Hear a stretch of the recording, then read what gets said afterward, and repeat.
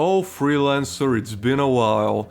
I remember, all the way back when it was first revealed to us, just how promising it looked.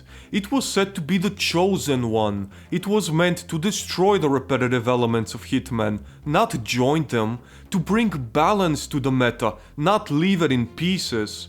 Yet, this is where we are. But to judge it properly, we first need to understand what Freelancer is and how it came to be. For over 1,000 generations, Hitman players used a simple rule to bring peace and justice into the old meta. It was the rule of Silent Assassin. Every guide, run, and item was balanced around Silent Assassin. It was the golden standard in which you were meant to play Hitman. Of course, with it, it had both its positives and negatives. The positives were simple. It gave purpose to Hitman, a simple rule we could all abide as a way to showcase our skill, knowledge, and motivation.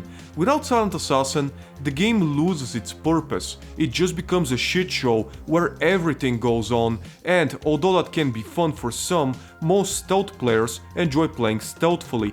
This objective was so important because it meant you are now competent at the game. Just like in a racing game, finishing in front will award you with a trophy in your hand. That's what Silent Assassin was for Hitman. It was that trophy at the end of your race, showcasing that you did a good job. Without it, beating a Hitman level becomes almost meaningless, something any fool could do. Of course, it also had its negatives.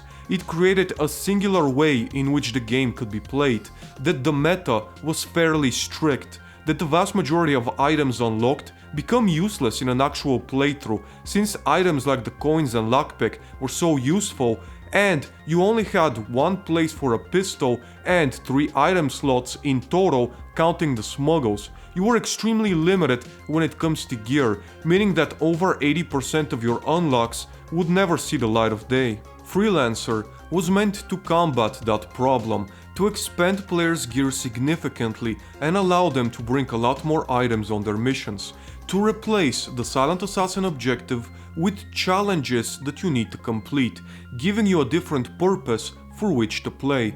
Of course, Silent Assassin could be an objective for certain challenges, but it's optional to choose.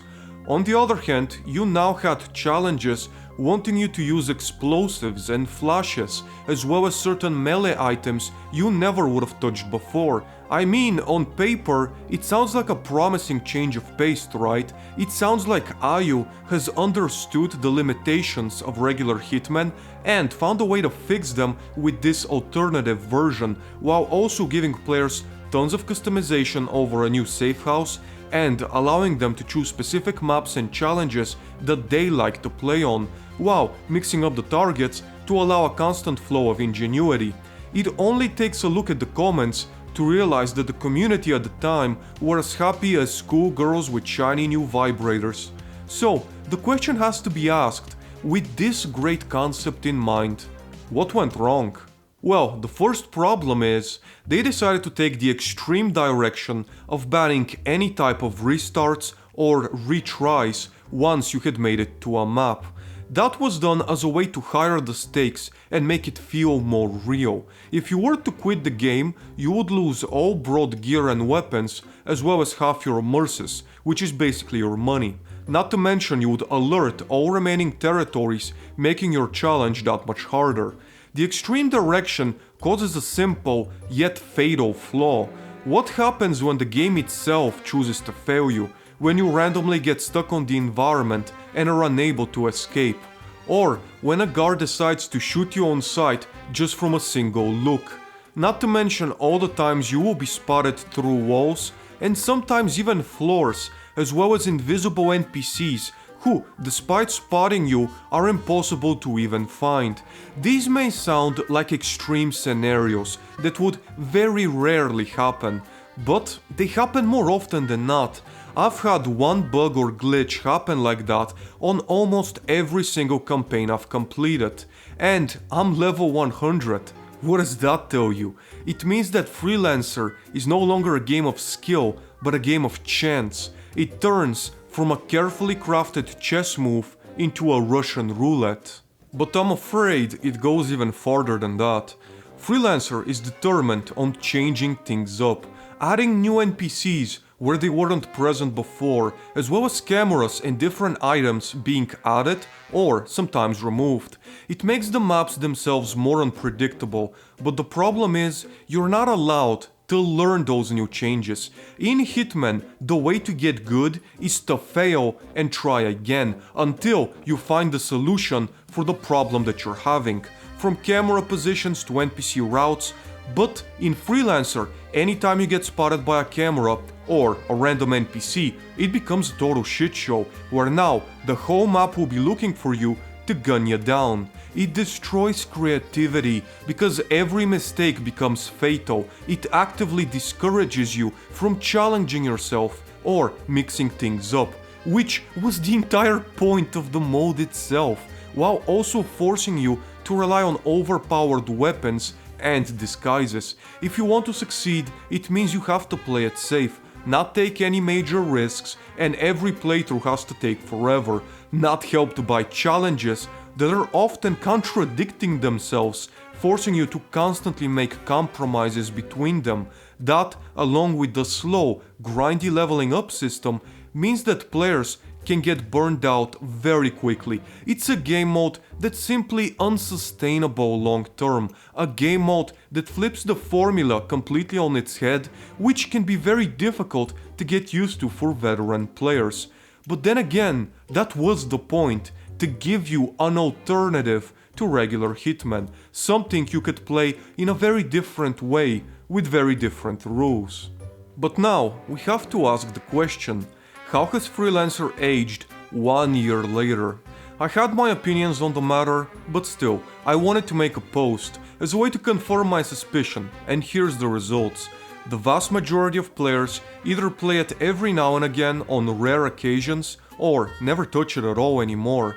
I suspect the players who are still grinding are mostly newer players who are still experiencing it for the very first time, while most just play it anywhere from a couple of days a week to once a month or two.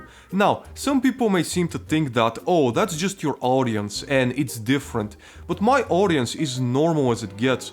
I'm not a speedrunner or an extremely casual playthrough YouTuber. I've done all types of different content, appealing to all types of players, which is why I have a diverse Hitman audience. The results showcase the fatal flaw IO decided to inflict upon Freelancer, making it a hardcore grind for your life type situation that cannot be played in any casual way. It's an extreme mode requiring full attention at all times with no substitutes. But think about the casual player for a moment, the person who comes home from a hard day at work or school and just wants to be entertained. Are they gonna be able to sit on their platform and play this game of Russian roulette where the tiniest mistake is punished by the highest of degrees? I've already spoken about the fact that the reason, in my opinion, the most popular Hitman maps all take place in beautiful cities at daytime is because people feel relaxed and welcomed when traversing them. It's another reason why Ambrose Island never really caught on, despite being an excellent gameplay map. Freelancer didn't need to be done in this manner. They could have easily allowed the mode to have a more casual variant for times where players just want to sit back and enjoy the experience, rather than be on the edge of their seat at all times.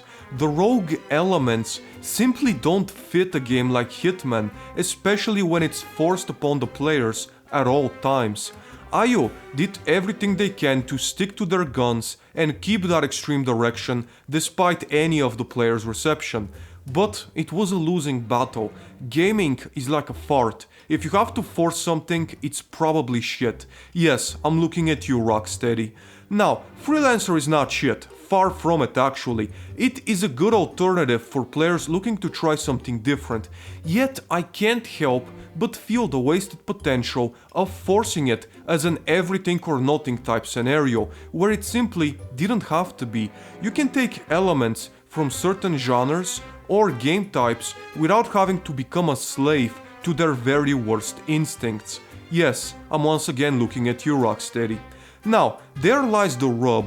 Unlike Rocksteady, IO didn't need Freelancer to become a huge hit. It wasn't like they had spent 8 years working on it, relying heavily on its success.